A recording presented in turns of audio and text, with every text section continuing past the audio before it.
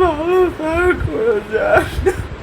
শরীয়তপুর জেলা প্রশাসক ডিসি মোহাম্মদ আশরাফ উদ্দিনের সঙ্গে এক নারীর আপত্তিকর ছবি ও ভিডিও ছড়িয়ে পড়েছে সামাজিক যোগাযোগ মাধ্যমে। শুক্রবার সকাল থেকে ফেসবুকে 57 সেকেন্ডের এই আপত্তিকর ভিডিও ভাইরাল হয়। তবে ভিডিও ভাইরাল হওয়ার আগেই বৃহস্পতিবার রাতে তিনি শরীয়তপুর ছেড়েছেন। জানা যায়, শুক্রবার সকাল 7টার দিকে প্রবাসী সাংবাদিক জাওয়াত নির্ঝর তার ব্যক্তিগত ফেসবুকে এই আপত্তিকর ছবি ও টেলিগ্রাম চ্যানেলের ভিডিওটি পোস্ট করেন। ভিডিওতে থাকা ব্যক্তিকে শরীয়তপুর জেলা প্রশাসক মোহাম্মদ আশরাফ উদ্দিন দাবি করে ফেসবুকে পোস্ট করেন জাওয়াত নির্ঝর, যেখানে ডিসির সঙ্গে এক নারীকে অন্তরঙ্গ অবস্থায় দেখা যায়। এছাড়াও মোবাইলের ভিডিও কলে থাকা অবস্থায় ওই নারীকে ডিসির বিশেষ অঙ্গ প্রদর্শনের ছবিও দেখা গেছে। আর এ ঘটনার পর জেলা জুড়ে চলছে আলোচনা ও সমালোচনা। ডিসি মোহাম্মদ আশরাফ উদ্দিন একজন গুরুত্বপূর্ণ সরকারি ব্যক্তি। উনি এই ছবিগুলো নিজেই খুশি মনে তুলেছিলেন, ভিডিও ধারণ করেছিলেন, ছবিতে থাকা নারীকে বিয়ের স্বপ্ন দেখিয়েছিলেন। এমনকি কোরআন শরীফ ছুঁয়েও তিনি বলেছেন এই নারীকে তিনি বিয়ে করবেন। কিন্তু